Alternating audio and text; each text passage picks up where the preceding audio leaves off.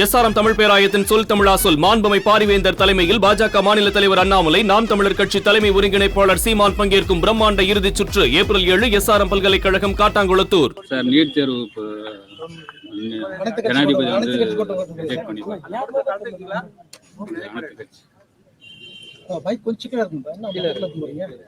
அது நேர விரயம். இது ஒரு என்ன சொல்றது, அது திட்டமிட்ட ஒரு ஏமாற்று. நீங்க உங்க எல்லாருக்குமே தெரியும், ஆழ்ந்த அரசியலை கவனிக்கிறவங்க சரி, நீண்ட காலமா மேலோட்டமா பார்த்தாலும் எப்படி பார்த்தாலும் இது ஒரு நாடகம், ஏமாற்றுன்னு எல்லாருக்கும் தெரியும். இந்த நீட்டு தேர்வுன்னு ஒன்ன கொண்டு வந்ததே காங்கிரஸ், கூட இருந்தது திமுக. அப்ப எதிர்க்காம விட்டுட்டு இத்தனை காலம் விட்டுட்டு நாங்க போராடுறோம், நீட்டை ரத்து பண்ணிடுவோம் எல்லாம் வாக்குறுதியை கொடுத்துட்டு திருப்பி நீட்டு தேர்வை ரத்து பண்ண முடியாதுன்னு சொன்னது இவங்கதான்.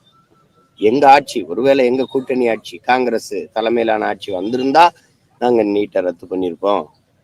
அது வரல, அதனால நாங்க என்ன செய்ய முடியும், ரத்து பண்ண முடியாதுன்னு சொன்னது இவங்கதான். உறுதியா தெரியும் இது அவங்க ரத்து செய்ய மாட்டாங்க, அதுக்கு வேற மாற்று வழிதான் யோசிக்கணும். ஏன்னா கொண்டு வந்துட்டாங்க இவங்க. உச்ச நீதிமன்றத்துக்கு போனா அது எழுதுன்னுச்சு, எழுதுன்னுச்சு. நீங்க உங்களுக்கு ஒரு தலைவனுங்கிறவன் இது வருந்தா இது எதனால என்ன, இது மாணவர்களுக்கு எந்த அளவுக்கு நன்மை தீமை, அந்த விழுக்காடு என்ன, அதை யோசிச்சிருக்கணும். இது தெரியும், உழைக்கும் அடித்தட்டு மக்கள், சிற்றூர்கள் இருக்கிற மக்கள், நீண்ட காலமா கல்வி மறுக்கப்பட்ட சமூகத்திலிருந்து வர்ற மக்களின் மருத்துவ கனவை இது எரிச்சிரும், இது நாசமாக்கிறோம்னு தெரியும், எல்லாருக்கும் தெரியும். அப்படின்னு இந்த முறையே தப்பு. இதே அந்தப்பா வரும்போது வரவேற்றது இவங்கதான். இப்ப திடீர்னு மக்களுக்குள்ள எதிர்ப்பு இருக்கு. வேற மாநிலங்கள்ல இது மாதிரி இல்லை, நம்ம மாநிலத்துலதான் அதிகப்படியான நம்ம பிள்ளைகள் இறந்து போயிடறாங்க. அண்மையில கூட ஒரு தங்கச்சி இறந்து போயிட்டாப்ப. தேர்தல் வரும்போது திடீர்னு இது நடக்காதுன்னு தெரிஞ்சு இப்ப சாதிவாரி கணக்கெடுப்புக்கு நேர் எதிரானது பிஜேபி, தெரியும் காங்கிரஸ். உடனே மத்திய அரசு தான் எடுக்கணும், அதை எடுக்காதே அப்ப சாட்டி விடுறது. இஸ்லாமிய சிறை கைதிகள் விடுதலை, அது ஆளுநர் கையெழுத்து போட மாட்டார், நான் என்ன செய்வது. அப்ப நீங்க என்ன சொல்லிருக்கணும், ஆளுநர் கையெழுத்து போட்டால் நாங்கள் விடுதலை செய்கிறோம் அப்படி பேசியிருக்கணும். எல்லாமே பாருங்க, குடும்ப தலைவிக்கு 1000ங்கிறது வந்த பிறகு தகுதி வாய்ந்த தலைவிக்குங்கிறது, அது அப்பவே சொல்லியிருக்கணும்ல. நீட்டு தேர்வை காங்கிரஸ் தலைமையிலான ஆட்சி, எங்க கூட்டணி ஆட்சி அமைந்தால் நாங்க ரத்து செய்வோம் நீக்குவோம்னு பேசியிருந்தா, அது வரல நாங்க என்ன செய்யறதுன்னு சொல்றதுல நியாயம் இருக்கு. அந்த ரகசியங்களுக்கு தெரியும், வந்தவன ரத்து செய்யப்படும். இதெல்லாம் பேசிட்டு சரி இப்ப இந்த 4 ஆண்டுகள்ல ஏன் அதை தீர்மானம் போடல? ஏன்னா அடுத்த 6 மாசத்துல தேர்தல் வருது. அதானே கச்சத்தீவை நேத்து எடுத்து கொடுத்தீங்களா? கச்சத்தீவை நேத்து எடுத்து கொடுத்தீங்களா சொல்லுங்க, நேத்து கொடுத்தீங்களா? திடீர்னு கச்சத்தீவை மீட்க ஒரு தீர்மானம், நீட்டு தேர்வுக்கு எதிரான ஒரு தீர்மானம். அதான் நான் சொல்றேன்ல, தண்ணியை போடுவான், சலம்புவான், தோடு தொங்கட்டான அத்துக்கிட்டு போவான், திருடுவான், ஆட்டுக்குட்டியை திருடுவான், மாடை எடுத்துக்கிட்டு போவான், கண்ட பொம்பளையில கைப்பிடிச்சிருப்பா, இல்லாத சல்வாரித்தனமெல்லாம் பண்ணுவான். ஆனா ஊர்ல திருவிழாவுக்கு காப்பு கட்டிட்டேன்னு வச்சுக்கிறீங்கல்ல, கோயில் திருவிழால அவனும் காப்பு கட்டிக்கிடுவான். விட்டுட்டு ஒரு வாரம் விரதம் இருந்து திடீர்னு சாமி ஆடுவான், புனிதன் ஆயிடுவான். அந்த புனித வேடம் தான் இப்ப இந்த கட்சி போட்டுக்கிட்டு இந்த கட்சிகள் போடுறது. ஆமாய்யா, அவர் வேலையை மறுபடியும் காட்டுவார். இப்ப தேர்தல் வர்றதுனால இப்ப என்னென்ன நடக்குது, திடீர்னு 290 கோடியில திருச்சியில ஐயா கருணாநிதி அவர்கள் பேர்ல நூலகம். நீங்க அப்புறம் நாங்கெல்லாம் திட்டினோன்னா அது தாத்தா காமராஜர் பேர், ஏன்னா அவர் இல்லைல்ல. பள்ளிக்கூடத்துல படிக்க பிள்ளை இல்லாம எல்லாம் மரத்தடியில் உட்காந்து படிச்சிருக்கு. புதுக்கோட்டையில பொன்னாகரம்ங்கிற கிராமத்துல நம்ம பிள்ளைய போய் மரத்து நிழல்ல 300 பெண் பிள்ளைகள் படிக்கிற இடத்துல ஒரு கழிவறை கூட இல்லை, மரத்து நிழல் உட்காந்து படிச்சுட்டு இருக்கு. படிச்சுக்கிட்டு இருக்க பிள்ளை மேல இது மாடி இடிஞ்ச தரையில விழுகுது, சாப்பிட்டுக்கிட்டு தட்டுல விழுந்து மணல் விழுது, சிமெண்ட் விழுகுது. இவ்வளவு மோசமா இருக்குது, அடிப்படை கட்டமைப்பே இல்லாத நிலையில படிக்கிற இடம் இல்லாம இருக்கு. இதுல 200 கோடிக்கு படிப்பாங்க, 300 கோடிக்கு படிப்பாங்க. அப்படியே வாங்க அண்ணா நூலகத்துக்கு போவோம், மதுரையில் இருக்க ஐயா கருணாநிதி பேர்ல இருக்கிற நூலகத்துக்கு போவோம். எத்தனை பேர் உட்கார்ந்து படிக்கிறாங்கன்னு பாருங்க. வாசிக்கிற பழக்கமே இல்லாத ஒழிச்சுவிட்டு, தமிழ் எழுத படிக்க தெரியாத 3 தலைமுறைகளை உருவாக்கி விட்டு, நான் 300 கோடியில நூலகம் கட்டி வைக்கிறேன் பண திமிர்ல செய்யறதானே. 1 கோடி கட்டினாலே போதும், அதுல 1000 பேருக்கு மேல உட்கார்ந்து படிக்கிற ஒரு நூலகம் வந்துடும். அதுக்கு எதுக்கு 290 கோடி 300 கோடி இல்ல? அது கட்டி என்ன பண்ணுது? பிள்ளை இருந்து படிக்கிற பள்ளிக்கூடத்தை தரமா கட்டு, கல்வியின் தரத்தை உயர்த்தினா அதை விட்டுட்டு என்ன கொடுமை பாருங்க இதெல்லாம். இது யாருக்கு நீங்க வாங்க மதுரையில இருந்து வாயில் காவலரை தவிர யாராவது உட்கார்ந்து பேசுறாங்க? காதல் இணையர்கள் உட்கார்ந்து பேசுறப்ப அது பொழுதுபோக்கு பூங்காவா அது அது இடமா பாதுகாப்பான இடமா அது மாறி இருக்கு. இலங்கை சென்று இருக்கிற மோடி வந்து மீனவர்கள்லாம் வெடிவிக்கிறேன்னு சொல்றாங்க. இப்போ இது வந்து தொடர் கிடையாது தானே இருக்கு மீனவர் கைதுன்றது. இது நல்ல இதை எப்படி கேட்டு பாக்குறீங்க? தொடர் கதைன்னு சொல்லக்கூடாது, தொடர் துயரமா இருக்குது இது. அதை வந்து நம்மளுடைய ஆட்சியாளர்கள் நமக்கு இருக்கிற அதிகாரம் நம்மளை பாதுகாக்கிறதா இல்லை, நமக்கான உரிமையை பெற்றுக் கொடுக்கறதா இல்லை. அதுக்கு உரிமை இழப்பவன் உயிரை இழப்பவன் தமிழன்கிறதுனால அது பொருள்படுத்துறதுக்கு யாரும் இல்லை. ஏன்னா எங்களுக்கென்று தலைவன் இல்லை. இப்போ எங்களுக்கென்று தலைவன் இருந்தால் அந்த தலைவனுக்கு அதிகாரம் இல்லை. இது ஒரு கொடுமை தானே, இது ஒரு கொடுமை. அதனால ஒரு நாதியற்ற இனமாகவும் இது அரசியல் அதிகார வலிமையற்ற இனமாகவும் நிற்கிறதுனால அழுகிறத தவிர, கவலைப்படுறத தவிர, புலம்புறதை தவிர, போராடுறத தவிர ஒன்றும் இல்லாமல் போச்சு. இதுக்கெல்லாம் ஒரு காலம் வரும், அதுக்கு ஒரு மாறுதல் வரத்தானே செய்யும். அண்ணாமலை சொல்றாரு பிஜேபியில நல்லவங்க மட்டும்தான் இருக்கிறாங்க அப்படின்ற மாதிரி. அப்ப மற்ற கட்சியில இல்லையா? இது எப்படி பாக்க? இது தம்பியோட நம்பிக்கை. அத அவர் நம்பிக்கையை ஏன் நமக்கு எடுக்கணும்?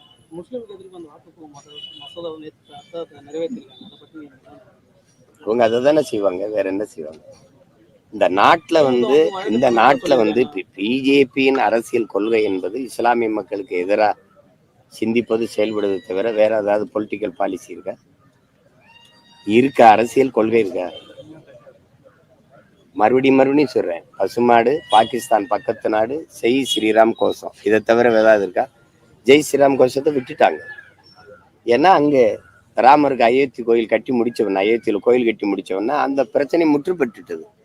அயோத்தியில போட்டியிடும் போது அகிலேஷ் யாதவ் தாழ்த்தப்பட்ட ஒருவரை நிறுத்தி பொது தொகுதியில நிறுத்தி தோக்கடிச்சிட்டாரு. அங்கேயே அவருக்கு செல்வாக்கு இழந்துருச்சு. அதோட அது இப்ப ஜெய் ஸ்ரீராம் யாரும் பேசுறது இல்லை, ஜெய் ஜெகநாத் தான், பூரி ஜெகநாத் தான் இப்போ. அப்ப அது அவங்களுக்கு அதுதான் கொள்கை, அதை நோக்கித்தான் நகருவாங்க. எது சரியா? இப்ப என்ன வக்பு இடத்தை எடுக்கிறதுக்கு என்ன அவசியம்? 12 பேர்ல 8 பேர் வேற இஸ்லாமியர் தவிர்த்து வேற ஆள்களை போடலாம்ங்கிற அவசியம் எதுக்கு? இவ்வளவு காலம் இருந்த அந்த முறையில இப்ப உங்க நாட்டுக்கு நடந்த தீமை இல்லை.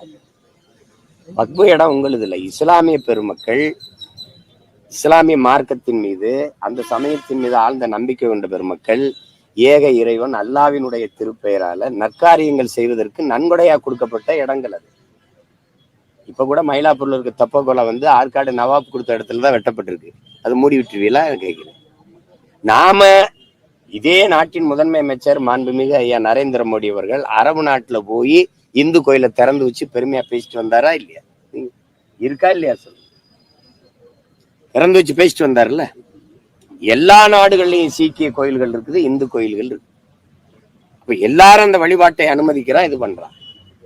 மதம் என்பது இங்க இந்த நாட்டின் குடிமக்களின் உரிமை உணர்வு, அதை தாண்டியது. அவன் விருப்பம், அவன் வழிபாடு என்பதும், உணவு என்பதும், உடை என்பதும், அவனுடைய கல்வி தேர்வு என்பதும், அவனுடைய மொழி தேர்வு என்பதும் அவனவன் உரிமை. இது கட்டாயமா இதைத்தான் செய்யணும். இதை செய்யக்கூடாதுங்கிறது வந்து சர்வாதிகாரமும் இல்லை, கொடுங்கோன்மை. அந்த போக்கை ஆட்சியாளர்கள் கைவிடணும், மாற்றிக்கொள்ளணும். இது நாட்டின் ஒருமைப்பாட்டுக்கு இறையாண்மைக்கும் ஏற்புடையதல்ல. அது இதேதான் நீங்க முத்தலாக் தடை சட்டத்துல கொண்டு வந்தீங்க. நபிகள் நாயகம் தந்தருளிய ஷரீஅத் சட்டத்துலதான் பெண்களுக்கு அதிக உரிமை இருக்கு, முன்னுரிமை இருக்கு. நம்ம படிச்சு பார்த்தா நீங்க யாரா இருந்தாலும் ஏற்பீர்கள். அவ்வளவு பெண்களுக்கான முன்னுரிமை, பெண்களுக்கான பாதுகாப்பு அந்த சட்டத்துலதான் இருக்கு. அதை தகர்த்து அதை இது பண்ணணும். நாங்க இஸ்லாமிய பெண்களுக்கு ஏதோ எல்லாம் செய்யறோன்ட்டு இப்ப இந்து பெண்களுக்கு எல்லாம் பெற்றுக் கொடுத்துட்டீங்களா? அதை வச்சுதான் அரசியல். இஸ்லாமிய மக்கள் மீது ஒரு வெறுப்புணர்வை அது ஏற்படுத்தும் போது இந்து மக்கள் அதுக்கு எதிராக ஒரு மதத்தை பின்பற்றி இருக்கிற வெகுவான மக்களின் வாக்கை தன் பக்கம் ஈர்ப்பதற்கு, குவிப்பதற்கு அது பயன்படுது. அது அவ்வப்போது தேர்தல்கள் வரும்போதெல்லாம் இந்த மாதிரியான வேலை திட்டங்கள் நிறைவேற்றப்படுது. அது ஒன்றும் பண்ண முடியாது. இப்போ இது நீங்க பாருங்க, வக்பு வாரியத்துல அங்க அதுல இருக்கிற இடங்கள் எல்லாம் பிரச்சனை. அதையெல்லாம் இவங்க எடுத்துட்ட பிறகு நாட்டுல வறுமையோ, ஏழ்மையோ, பசியோ, வேலையின்மையோ ஒண்ணுமே இருக்காது. எல்லாம் ஒளிஞ்சிரும் பாருங்க. நீங்க தலைவருக்கு வைப்பிரிவு பாதுகாப்பு நடைமுறைக்கு எளிய மக்களோட உங்களை மாதிரி சந்திக்கிறத தவிர்த்துறான்னு நினைக்கிறீங்களா? அவர் எப்படி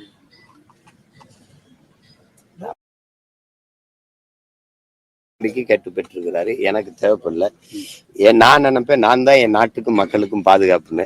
எனக்கு எதுக்கு பாதுகாப்புன்னு நினைப்பேன். எனக்கு என் மக்கள் தான். நான் யாரோட போறேன், யாரை போய் சந்திக்கிறேன்னு நான் நினைப்பேன். நான் என் ஆத்தால போய் அண்ணன் தம்பி சின்னத்தா மக்க பெரியத்தா மக்க மாமச்சின சொந்தக்காரனை தான் சந்திக்கிறேன்.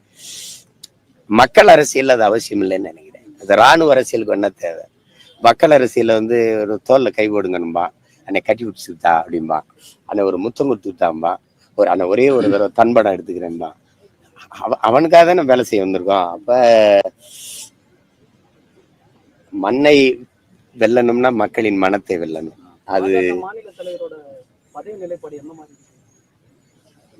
அது அவங்க கட்சியின் தலைமை முடிவெடுக்கும். எல்லாத்திலையும் போய் கருத்து சொல்லணும்னு அண்ணன் கேட்டு கூடாது. அது அவங்க கட்சியினுடைய தலைமை என்ன முடிவெடுக்குதோ அதுபடி அவங்க இயங்குவாங்க. அதுக்கு பயிற்றுவிக்கப்பட்டிருக்காங்க அவங்க.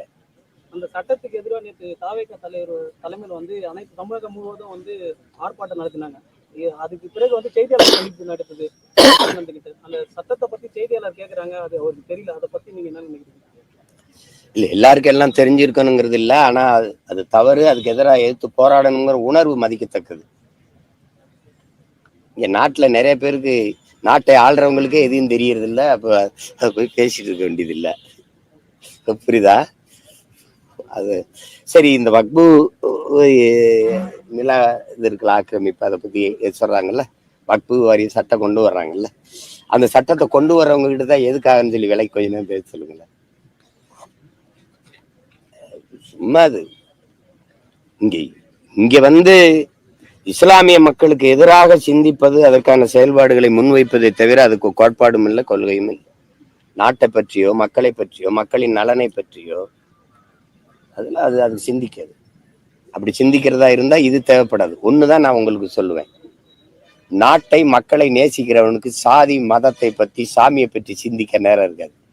சாதி மதம் கடவுளை பற்றியே சிந்தித்து கொண்டிருக்கணும். நாட்டையும் மக்களையும் பற்றி கவலைப்பட வேண்டிய அவசியம் இருக்காது. ஏன்னா இதை சொன்னாலே மக்களுக்கு இது ஒரு போதை.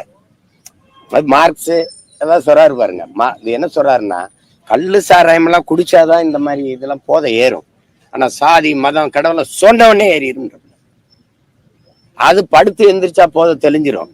ஆனா இது செத்து பாடையில போனாலும் தெரியாது. ஏன்னா அதுதான் இங்க இருக்கிற பிரச்சனை. இது பேராபத்தான போதை. அந்த போதை இருக்கிற வரை இவர்களுக்கு அரசியல் செய்வது எளிதா இருக்கு. கோரிக்கை உங்களுக்கு தெரியுமில்ல, கல்லு கலப்படம்ட்டாங்க. இது புதிய கண்டுபிடிப்பா இருக்கு. பதநீரை இறக்கி 2 நாள் அப்படியே வச்சா கெட்டு போய் இது கல்லா மாறுதுன்றாங்க.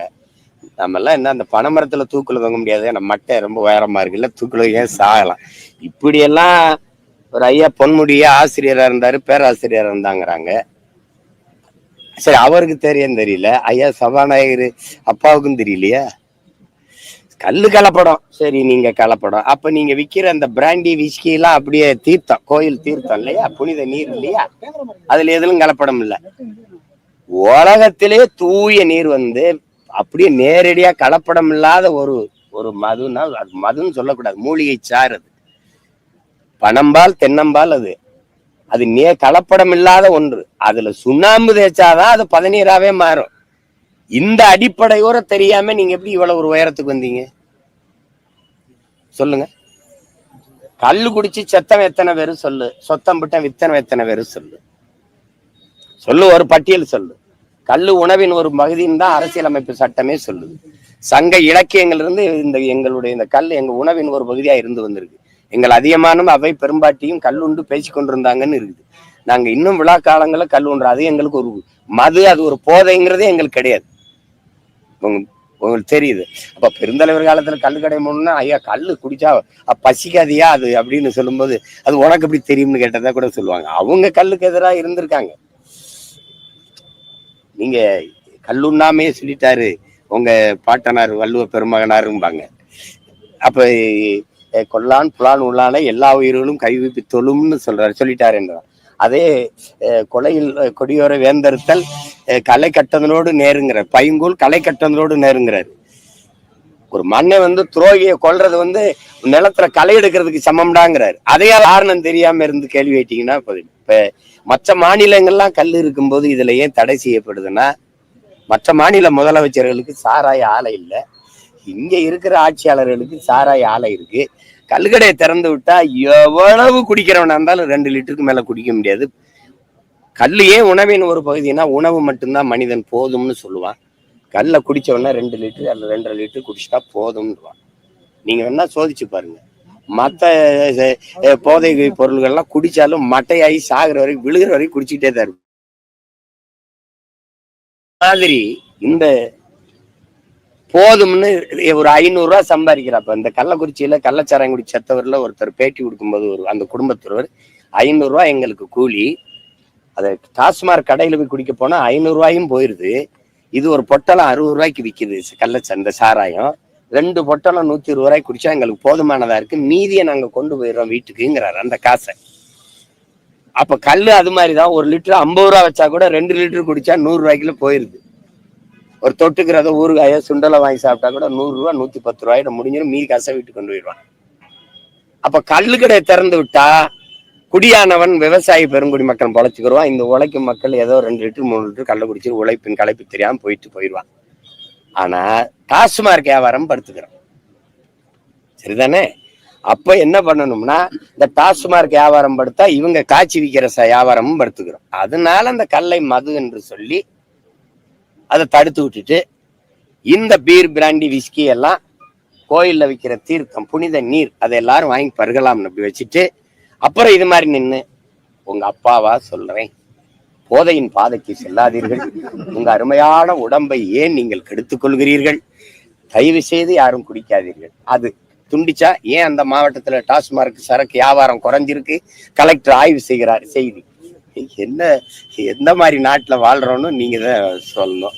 அதை திரும்ப திரும்ப சொல்லணும். குடிச்சிட்டு பாட்டுல கொடுத்தா 10 ரூபா தருவோம், பாடையில படுத்தீங்கன்னா 10 லட்சம் தருவோம். இதான் இங்க இருக்கிற நிலைப்பாடு, கோட்பாடு. தமிழகம் முழுவதும் கோடை காலத்துல தான் விவசாயிகள் இந்த தர்பூசணி பயிரிட்டு நல்ல லாபம் ஈட்டுவாங்க. இப்ப அதுல ரசாயன கலவை அது கேட்டீங்க. இப்ப நம்ம இப்படி சொல்லுவோம், எந்த பொருள்ல கலப்படம் இல்லைன்னு பேசுவோம். எந்த பொருள் ஆப்பிள் அப்படியே சாப்பிடுற தரத்தில் வருதா? எந்த பழங்கள் எந்த உணவுப் பொருள்ல அப்படி இருக்கு? தர்பூசுல நீங்க சிவப்பா இருக்கிறதுல அதுல அவங்க சாயம் கலந்துருக்கலாம், வேணா அதை உண்ணாம இருங்கன்னு வேணா பொதுவா சொல்லலாமே ஒழிய, தர்பூசே இது பண்ண நீங்க போட்டு நிறுத்தினீங்கன்னா நியாயமா நேர்மையா அதை நம்பி வச்ச பல லட்சக்கணக்கான விவசாயிகள் 200 ஏக்கர் 300 ஏக்கர் 100 ஏக்கர்னு அதையே பயிரிட்டு கொண்டு வந்த மொத்தமா அதை சாப்பிட்டா வயிறு குழுன்னு இருக்கும்னு பேரு. இங்க வயிறுல விவசாயி இப்ப நெருப்பு பத்த வச்சு விட்டீங்க, மொத்த பேர் நட்டப்பட்டு போனான். இப்ப சாகுற தவிர வழி இல்லை. ஆய்வு செய்யறது இது. அந்த ஆய்வு செய்யறதுன்னா அந்த மாதிரி யார் கலந்துருக்கா என்னன்னு கலப்படம் பண்ணி அந்த மாதிரி அந்த ஊசியை போட்டு சிவப்பு சாயத்தை ஏற்றியவர்கள் மீது நடவடிக்கை எடுங்க. நீங்க மொத்தமாவே தர்பூசு அப்படின்னோடனே இப்ப எல்லா விவசாயம் பாதிக்கப்பட்டு போயிட்டான்ல. இப்ப என்ன பண்றது?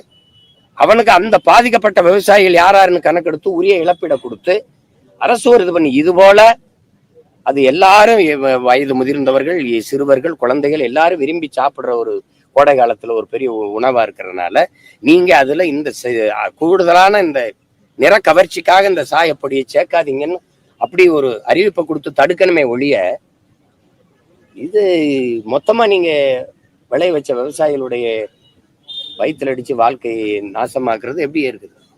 அது தவறு. அந்த மாதிரி செய்யக்கூடாது. எல்லாமே சரியா இருக்கு, எல்லாமே நேர்மையா இருக்கு, இதுலதான் கலப்படம் வந்துருச்சு, இதுதான் தப்பாயிருச்சுங்கிற மாதிரி காட்டிக்கிற ஒரு போக்கு இருக்குல்ல. நாட்டை மீனவன் மகன், அது விவசாயி மகன், எவனாவது ஒருத்தர் இருந்து ஆளணும். அப்படி எதுவும் இல்லையே.